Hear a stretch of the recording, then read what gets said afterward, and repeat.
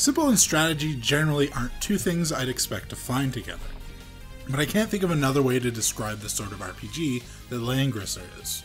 The strategic breadth of the game can be figured out within a battle or two, and ganging up on foes to their death works in almost every scenario.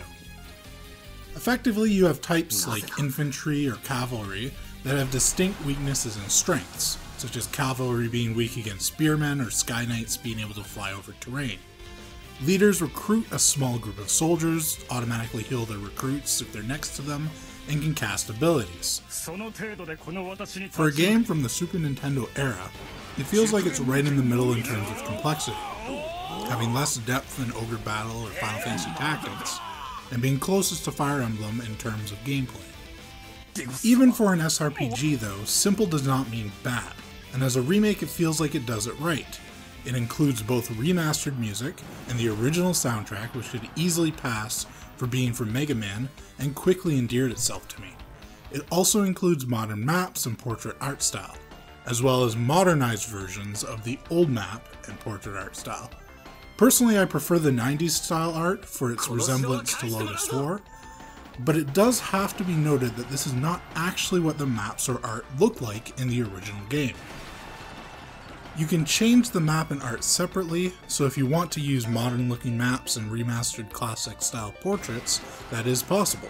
Regardless of your choice, the battle sprites only come in modern, and I do not find any of this nearly as jarring as one would expect a clashing of art styles to be. The story itself is almost exactly what you would expect from an early 90s fantasy anime, for both games included, Lotus War again coming to mind. Each game is easily 40 hours, but due to branching paths and story choices to see it all, you could spend well over 100 hours if you want to be a completionist. This is very much light versus darkness, with a hero that starts off heavily in the light.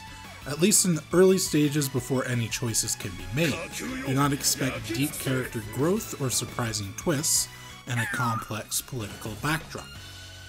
The straightforward nature of the game, however, keeps it very quick-paced for a long SRPG. And while the size of your combat unit seems daunting at first, the ability to have recruits follow the leaders, well, lead, fixes what could have easily been the most annoying issue in the game before it becomes one. Gearing and promoting your leaders takes minimal time, meaning micromanagement doesn't slow the game whatsoever. In fact, it takes less time to micromanage your units than it does even in regular RPGs, which is quite nice for a strategy RPG. If I have a gripe, it is the tendency for enemies to show up mid-battle and get a turn before there's any chance to react, as well as NPCs I'm supposed to protect, deciding to run into the enemy cluster after my turn, well beyond what any of my units are able to defend. On the whole though, the game plays smoothly and is enjoyable. I love the soundtrack and the retro art style, and it's definitely not short. If you enjoy this sort of game and don't mind it being fairly simple in most regards, I think it is an enjoyable pickup, and I am giving it 7 out of 10. Hey, did you like that video? If you did, be sure to let us know by clicking the like button and leaving a comment. If you want to be first in line for any new content, be sure to subscribe to our channel and then hit up our Facebook page. The link's in the description below to see what's coming up next.